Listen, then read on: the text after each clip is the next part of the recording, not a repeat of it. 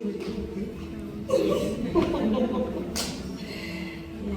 but mfite icyo navuga ku munsi w'imwe ndashimira Imana yivuze ijambo ryayo riba ari ryo ntabwo ibeshya yarakoze ko yakumutiyemo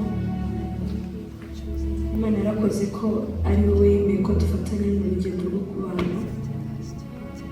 nk'uko yahoze ibitubwira kuva kera niyo yabigennye ndagukunda nzakubaha nzakubahisha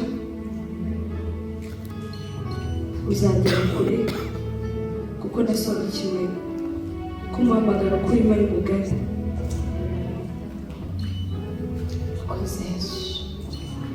tuzakorera Imana.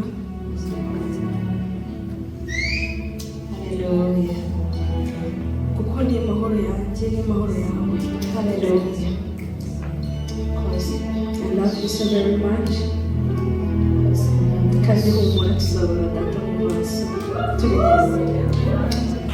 Ibisigaye ni Imana nyine.